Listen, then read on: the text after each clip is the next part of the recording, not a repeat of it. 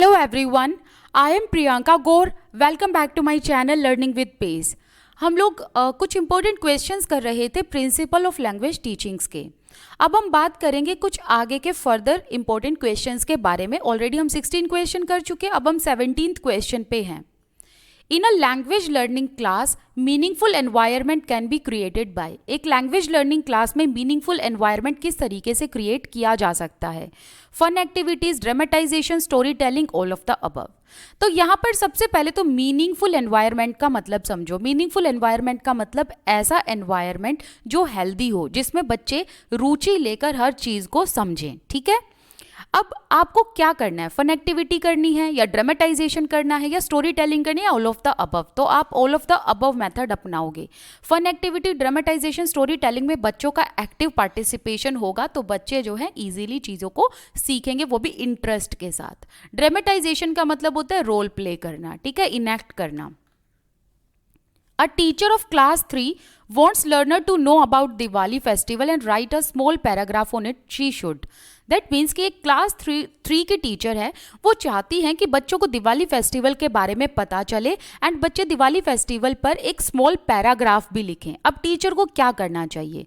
Right about the festival on black board and ask the student to copy it. क्या teacher को black board पर festival के बारे में लिखकर बच्चों को ये बोलना चाहिए कि इसे कॉपी कर लो, या फिर read out about Diwali from an essay book, एक ऐसे बुक से दिवाली के बारे में एक पैराग्राफ बच्चों को सुना दें, या फिर give homework to learner to write 10 lines on Diwali, या बच्चों को होमवर्क देकर बोलें कि आपको दिवाली पर 10 लाइन्स लिखनी है। या फिर टीचर को हर एक बच्चे से ये पूछना चाहिए कि उनका दिवाली का एक्सपीरियंस कैसा है, वो कैसे दिवाली को सेलिब्रेट करते हैं, एंड देन सम अप कराएं।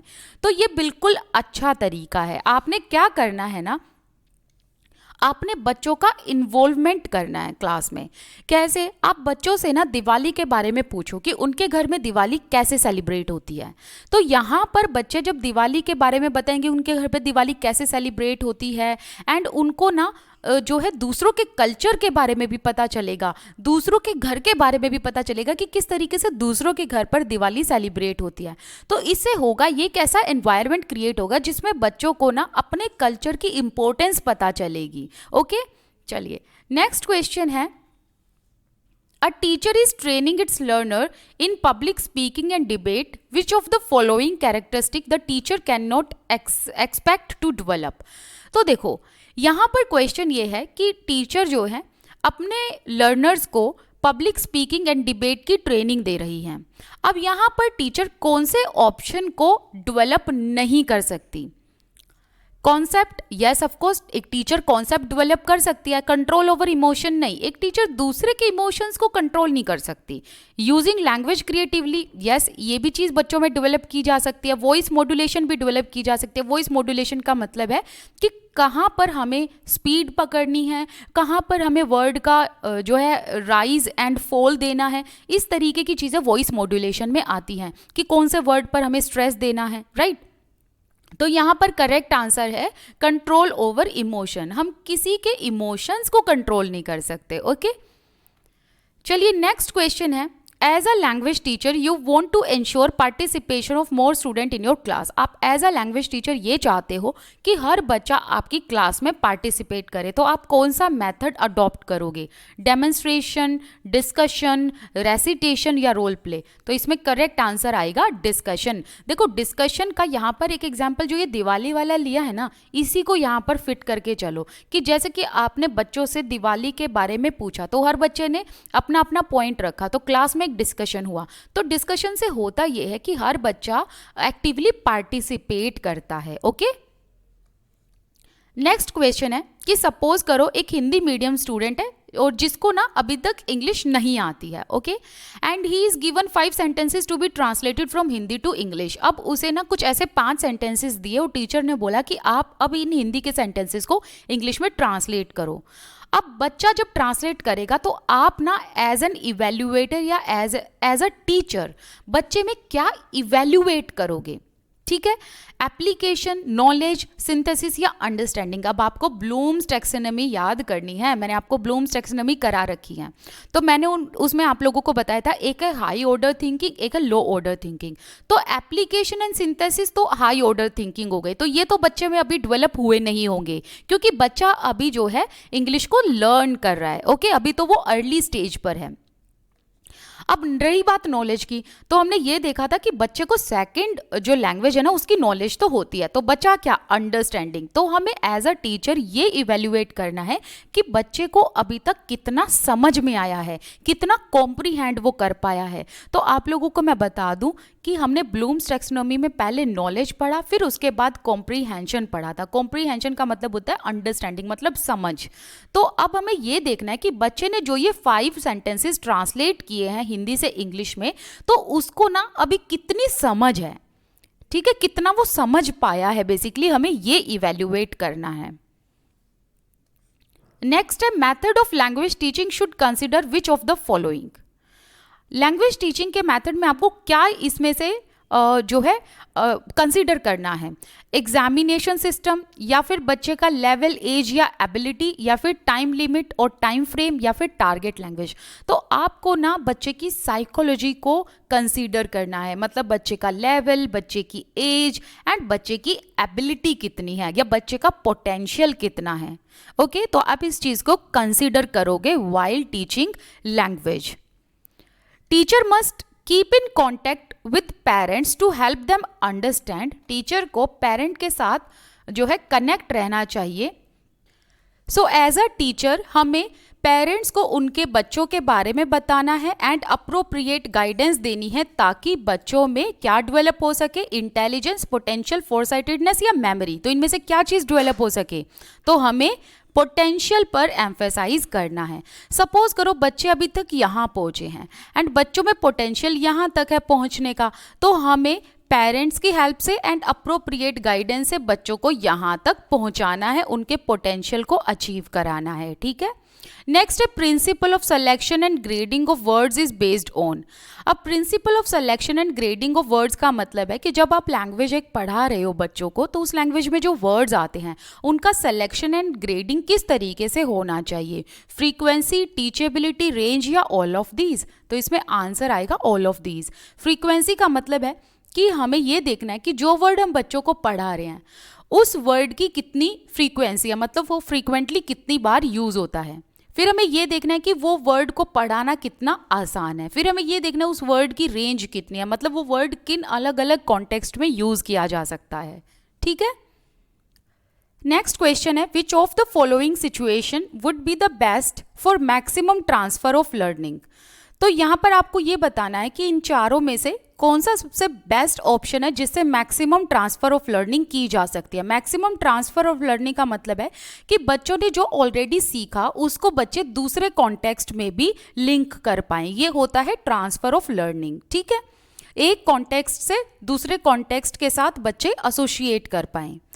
तो ये जो लर्निंग है ना, ये टास्क बेस्ड लर्निंग होती है। ठीक है, तो अलग अलग टास्क में अलग रिस्पॉन्सेज की रिक्वायरमेंट, या different task require same responses, या similar task require different responses, या similar task requiring same responses. तो इसमें जो करेक्ट आंसर होगा वो होगा ऑप्शन नंबर 2 कि different task require same responses. जैसे कि आपने बच्चों को एक वर्ड सिखा दिया, ठीक है, कोई लैंग्वेज का एक वर्ड सिखा दिया, अब आपने बच्चे को उसी वर्ड से रिलेटेड अलग अलग टास्क दिए, लेकिन बच्चे का रिस्पॉन्स सेम आया, तो हम मान सकते हैं कि हाँ भाई बच्चे को जो है प्रॉपर लर्निंग हो चुकी है उस जो है वर्ड की। ठीक है,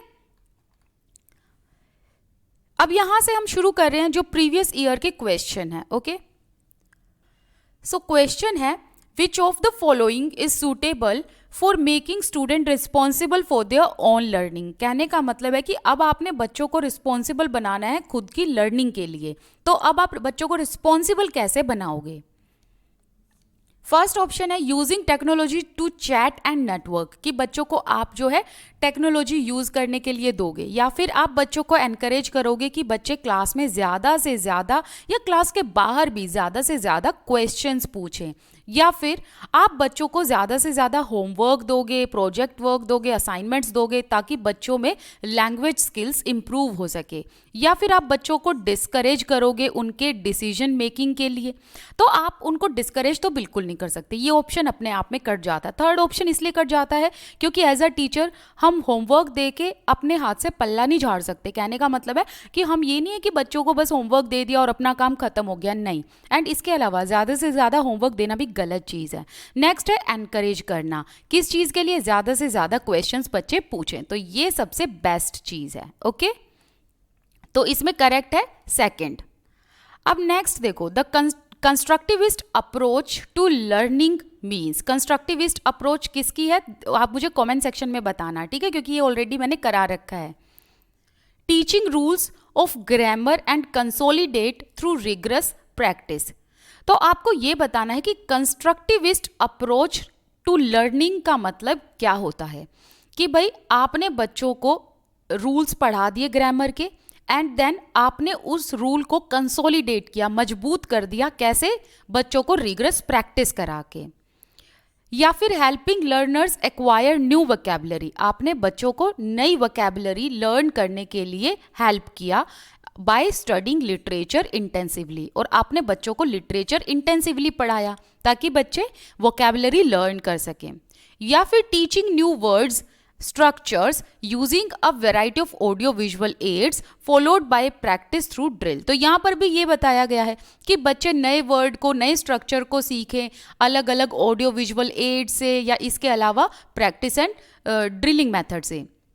या फिर involving the student in a variety of activities to encourage them to learn new word, कि हमें बच्चों को अलग अलग एक्टिविटीज़ में जो है इन्वॉल्व करना है ताकि बच्चे नए वर्ड सीखने के लिए एनकरेज्ड हों, नए स्ट्रक्चर सीखने के लिए एनकरेज्ड हों, by accommodating them with those that they have already learned through a process of discovery. इसके अलावा जब बच्चों के सामने कुछ नई सिचुएशन आती है तो वो उसको अकोमोडेट करें, अडेप्ट करें अपनी ऑलरेडी एग्जिस्टेड नॉलेज के साथ। तो इसमें जो करेक्ट आंसर है वो है ऑप्शन नंबर 4। तो अगर आपने कंस्ट्रक्टिविस्ट अप्रोच समझनी है तो आपको पियाजे एंड वाइगोत्स की अच्छे से पता होने चाहिए, ये दोनों मैंने बहुत अच्छे से करा रखे हैं, ठीक है। चलिए नेक्स्ट क्वेश्चन है, when learners are engaged in pair activity taking on roles of doctor and patient the activity is called. अब लर्नर्स जो हैं वो पेयर एक्टिविटी में एंगेज हैं, एंड डॉक्टर एंड जो पेशेंट है, एक डॉक्टर एंड एक मरीज, इस तरीके का रोल बच्चों को दिया है, तो ये एक्टिविटी क्या कहलाएगी? ऑप्शन देखते हैं। डेक्लेमेशन, स्टिमुलेशन, एक्सचेंजिंग नोट या रियल एक्टिविटी। सो इसका करेक्ट आंसर है रियल एक्टिविटी, ठीक है। तो ये एक रियल एक्टिविटी है। नेक्स्ट क्वेश्चन है, gender stereotype and bias among learners can be discouraged by. Gender stereotype and gender biasness को आप किस तरीके से लर्नर में डिस्करेज करेंगे? Using text book which do not perpetuate such belief, कि आप जेंडर डिस्क्रिमिनेशन को, जेंडर स्टीरियोटिपिकल थिंकिंग को डिस्करेज करने के लिए ऐसी टेक्स्ट बुक का यूज़ करेंगे जिसमें ऐसे बिलीफ को नहीं माना जाता, मतलब ऐसी टेक्स्ट बुक जिसमें गर्ल्स एंड बॉयज़ में डिफरेंस नहीं माना जाता। देखो, अगर आप ऐसी टेक्स्ट बुक यूज़ भी करोगे तो उससे आप थोड़ी ना ऐसे डिस्करेज कर सकते हो लर्नर को। आपको लर्नर को अच्छे से एक ऐसा एनवायरनमेंट देना है ताकि बच्चे खुद ब खुद समझे कि gender stereotype and gender biasness गलत है ना। या फिर आप as a teacher you will create an open and encouraging atmosphere in a mixed class. Mixed class that means ऐसी क्लास जिसमें लड़के लड़की दोनों हों। तो ऐसी क्लास में आप एक open and encouraging environment create करेंगे ताकि हर एक बच्चे को अपॉर्चुनिटी मिले, चाहे वो लड़का हो चाहे वो लड़की हो। या फिर आप लड़कियों को प्रेशर करोगे कि भाई आपको कुकिंग सीखनी ही सीखनी है। या फिर you will enable all learners to cook and sew irrespective of the gender. या फिर आप बच्चों को ये कहोगे चाहे लड़का हो आप लड़की हो, आप सभी को घर में जाकर कुक भी करना है, आप सभी को सिलाई बुनाई भी करनी है। देखो, इसमें से बेस्ट ऑप्शन जो है वो है ये वाला। आपको ना अपनी क्लासरूम में ऐसा एनवायरनमेंट क्रिएट करना है, ऐसा एटमॉस्फेयर क्रिएट करना है जिसमें हर बच्चा एनकरेज्ड फील करे, एक ओपन एनवायरनमेंट हो जिसमें विदाउट एनी डिस्क्रिमिनेशन लड़कियों को भी उतनी ही अपॉर्चुनिटी मिले एंड लड़कों को भी उतनी ही अपॉर्चुनिटी मिले, ठीक है। नेक्स्ट है child centred classroom is characterised by. Child centred classroom का मतलब क्या है? क्या एक टीचर को पैसिव एंड लर्नर को एक्टिव होना चाहिए? नहीं। याद हो तो मैंने आपको सब्जेक्टिव पार्ट में ये बताया था कि देखो चाइल्ड सेंटर्ड क्लासरूम में हम ये मान के चलते हैं कि बच्चों का पार्टिसिपेशन एक्टिव हो, लेकिन इसका मतलब ये नहीं है कि टीचर पैसिव हो जाएगी, टीचर भी एक्टिव होनी चाहिए, राइट। नेक्स्ट है अ variety of learning activities for the learner. आपने क्या करना है, क्लासरूम में अलग अलग एक्टिविटीज को कंडक्ट करना है लर्नर्स के लिए। या फिर children sitting in the centre of the classroom, कि भाई चाइल्ड सेंटर्ड क्लासरूम का मतलब है कि आप ना बच्चों को सेंटर में बिठा दो, ये तो थोड़ा सा फनी हो गया। नेक्स्ट है children teaching other children under the supervision of the teacher, कि बच्चे एक दूसरे को पढ़ाएं एंड टीचर उनको सुपरवाइज करे। नहीं, आपको ना चाइल्ड सेंटर्ड क्लासरूम में अलग अलग लर्निंग एक्टिविटीज़ लेकर आनी है। अब बच्चे उन सब एक्टिविटीज़ में एक्टिवली पार्टिसिपेट करेंगे एंड जब बच्चे एक्टिवली पार्टिसिपेट करेंगे तो बच्चे इंटरेस्ट के साथ पढ़ेंगे, उनका इंटरेस्ट रिटेन रहेगा, उनका कॉन्सेंट्रेशन रिटेन रहेगा एंड यही एक चाइल्ड सेंटर्ड क्लासरूम का मेन ऑब्जेक्टिव होता है। नेक्स्ट क्वेश्चन है when a teacher uses lessons in science and social science to teach language, such an approach can be termed as। देखो एक टीचर जो है वो साइंस की क्लास में भी सोशल साइंस की क्लास में भी लैंग्वेज टीच करा रही है, तो इस अप्रोच को हम क्या कहेंगे? Language across the curriculum, objective language teaching, pluralistic language teaching, discipline wise language teaching. देखो यहाँ डिसिप्लिन की तो बात ही नहीं हो रही है एंड यहाँ पर टीचर जो है एक लैंग्वेज सिखा रही है बच्चों को, तो यहाँ पर प्लूरल लैंग्वेज की भी बात नहीं हो रही है। अब यहाँ पर टीचर कोई ऑब्जेक्टिव भी नहीं लेके चल रही है, यहाँ पर टीचर जो है करिकुलम के थ्रू लैंग्वेज को पढ़ा रही है। करिकुलम के थ्रू कैसे? साइंस भी पढ़ा रही है, साथ साथ टीचर लैंग्वेज भी पढ़ा रही है। ऐसे ही टीचर सोशल साइंस भी पढ़ा रही है, मतलब करिकुलम भी बच्चों का तैयार करा रही है एंड करिकुलम के थ्रू जो है लैंग्वेज को भी पढ़ा रही है। तो इसमें जो करेक्ट आंसर है language across the curriculum. And ऐसा कहा जाता है ये अप्रोच बहुत ही बेस्ट अप्रोच होती है। इससे होता ये है कि बच्चे करिकुलम के साथ साथ लैंग्वेज को भी लर्न करते हैं। ओके, नेक्स्ट है after reading a story on fish if teacher ask children to answer, कि भाई आपने एक स्टोरी रीड कराई फिश के ऊपर, मछली के ऊपर। अब टीचर अलग अलग क्वेश्चन पूछती है, जैसे कि टीचर ने बच्चों से ये पूछा, imagine you are a fish in pond, what do you see around you. अब टीचर बच्चों को कहती है कि देखो आप सब ने फिश की स्टोरी जान ली, अब एक क्वेश्चन मैं आपसे पूछती हूँ कि इमेजिन करो आप सब एक पॉन्ड में, एक तालाब में फिश होते, तो आप एज अ फिश अपने आसपास क्या देखना चाहते। अब ये जो क्वेश्चन है किस तरीके का क्वेश्चन है? मल्टीपल क्वेश्चन है, मल्टीपल चॉइस, या फिर कॉम्प्रीहेंशन क्वेश्चन है, क्लोज टाइप है, ओपन एंडेड क्वेश्चन है। एंड ध्यान रखना ये जो क्वेश्चन है ना ऐसे कि भाई कौन सा क्वेश्चन है, ओपन एंडेड है कि क्लोज टाइप है, इस तरीके के क्वेश्चन पक्का से पक्का आते हैं टेट एग्जाम में। तो देखो अब इसको ना वन बाय वन हम क्लियर करते हैं। सबसे पहला है मल्टीपल चॉइस क्वेश्चन। देखो मल्टीपल चॉइस क्वेश्चन तो तब होता है जब टीचर 2 या 2 से ज्यादा ऑप्शन देती, तो यहाँ टीचर ने कोई भी ऑप्शन नहीं दिया तो ये कट जाता है। नेक्स्ट है कॉम्प्रीहेंशन क्वेश्चन। देखो यहाँ टीचर ने ऐसा क्वेश्चन नहीं पूछा बच्चों से कि भाई बच्चों को जो है ज़्यादा कॉम्प्रीहेंड करना पड़े, राइट, ये ऐसा क्वेश्चन है। यहाँ पर तो बच्चों ने से टीचर ने पूछा इमेजिन करो अगर आप फिश हो तो आप अपने आसपास क्या देखना चाहोगे, तो ये कुछ ऐसा कॉम्प्रीहेंशन क्वेश्चन भी नहीं है। नेक्स्ट है क्लोज टाइप क्वेश्चन। तो यहाँ टीचर ने बच्चों को ये नहीं बोला कि आपको आंसर 1 लाइन में बताना है, 2 लाइन में बताना है, 3 लाइन में बताना है, तो ये क्लोज टाइप क्वेश्चन भी नहीं हुआ, क्योंकि क्लोज टाइप क्वेश्चन में बताया जाता है बच्चों को कि 2 लाइन में बताओ, 2 शब्दों में बताओ। तो ये आंसर होगा इसका ओपन एंडेड क्वेश्चन। तो अब ओपन एंडेड क्वेश्चन का मतलब ये होता है कि बच्चे अपनी इमेजिनेशन के मुताबिक कितना भी बड़ा आंसर दे सकते हैं, कितना भी खुले विचारों से आंसर दे सकते हैं। एंड ओपन एंडेड क्वेश्चन में बच्चों के ऊपर रेस्ट्रिक्शन नहीं होती है, तो वो किसी भी एरिया से सोचकर आंसर दे सकते हैं। तो कुछ बच्चे जो है ये कहेंगे कि अगर मैं फिश होता तो मैं अपने पास दूसरी फिश देखना चाहता। कुछ बच्चे कहेंगे कि अगर मैं फिश होता तो अपने पास स्टार फिश देखना चाहता। कुछ बच्चे कहेंगे अगर मैं फिश होता तो ये देखना चाहता, वो देखना चाहता। सो सबके अलग अलग आंसर होंगे, लेकिन जो आंसर होंगे उस पर कोई रेस्ट्रिक्शन नहीं होगा। तो ये है एक ओपन एंडेड क्वेश्चन। ओके, जैसे कि सपोज करो मैंने आपसे ये पूछा कि आत्मनिर्भर के बारे में बताओ, ठीक है। तो ये जो मैंने पूछा है कि आत्मनिर्भर के बारे में बताओ, ये ओपन एंडेड क्वेश्चन हो गया, क्योंकि मैंने आपको ये नहीं कहा कि इसे ब्रीफ में बताओ, इसे डिटेल में बताओ, ठीक है। तो जब आपसे कुछ ऐसे क्वेश्चन पूछे जाते हैं कि आप अपने शब्दों में बताओ कि आप आत्मनिर्भर के बारे में क्या कहना चाहते हो, आप हमारी गवर्नमेंट के बारे में क्या बोलना चाहते हो, ऐसे क्वेश्चन जो है ओपन एंडेड क्वेश्चन होते हैं।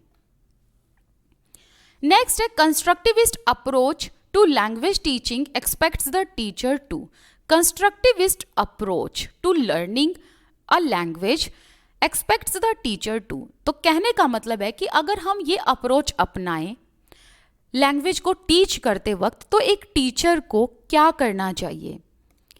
Help construct knowledge using their experiences. So एक टीचर से ये एक्सपेक्ट किया जाता है कि वो बच्चों को हेल्प करे कि बच्चे जो है अपने एक्सपीरियंस के थ्रू अपने ज्ञान का निर्माण करें, या फिर उनके पास जो ऑलरेडी प्री कंस्ट्रक्टेड नॉलेज है बच्चों के पास, वो प्री कंस्ट्रक्टेड नॉलेज को जो है टीचर के सामने रखें, या फिर बच्चे अपनी नॉलेज को कंस्ट्रक्ट करें करिकुलम से, या फिर बच्चे अपने आप को प्रिपेयर करें अपनी टेक्स्ट बुक से। सो इसमें करेक्ट आंसर होगा ये वाला। तो बच्चे जो है अपनी ज्ञान का निर्माण स्वयं करें अपने एक्सपीरियंस से, तो यही कंस्ट्रक्टिविस्ट अप्रोच कहलाती है। नेक्स्ट क्वेश्चन है you ask what has my government done for you, I can answer in 2 words a lot. तो यहाँ पर देखो क्वेश्चन में ये है कि तुम पूछो कि हमारी गवर्नमेंट ने तुम्हारे लिए क्या किया है। सो इसका मैं आंसर 2 word में दे सकता हूँ, अ लॉट। तो ये जो क्वेश्चन है ये किस तरीके का है, रेट्रिकल है, स्टाइलाइज्ड है, प्रॉम्प्ट है या एक्सप्लेनेटरी है? देखो वैसे तो इसका एक अलग से टॉपिक बनता है, बट ये मैं अभी करा देती हूँ, लेकिन इसका अलग से मैं टॉपिक में आपको समझाऊंगी कि रेट्रिकल, प्रॉम्प्ट, स्टाइलाइज्ड, एक्सप्लेनेटरी ये सब किस तरीके के क्वेश्चन होते हैं। तो इसका आंसर आएगा रेट्रिकल। रेट्रिकल इसलिए क्योंकि देखो रेट्रिकल क्वेश्चन ऐसे होते हैं जो ना बेसिकली जिनका आंसर एक्सपेक्टेड नहीं होता, एंड ये कह सकते हो जिनका जो ऐसे क्वेश्चन जिनका आंसर बहुत ही प्रिसाइज एंड क्लियर नहीं होता, तो ऐसे क्वेश्चंस को हम रेट्रिकल क्वेश्चन कहते हैं। सो बेसिकली ऐसे क्वेश्चन ना एक डिबेट स्टार्ट करने के लिए किए जाते हैं, राइट। तो इसीलिए इसका आंसर होगा रेट्रिकल। सो आज का हमारा ये टॉपिक यहीं कंप्लीट होता है। अब जो रेस्ट थोड़े बहुत क्वेश्चन बच गए हैं वो हम कल वाली वीडियो में करेंगे। फिर हमारे सारे जो इंपॉर्टेंट MCQs है regarding the principles of language teaching वो हमारे कंप्लीट हो जाएंगे कल वाली वीडियो में। Till then bye bye, thank you so much for watching this video, and इसके अलावा मेरे साथ टेलीग्राम, इंस्टाग्राम पर जुड़ना बिल्कुल मत भूलना। चलिए मिलते हैं नेक्स्ट वीडियो में, बाय बाय।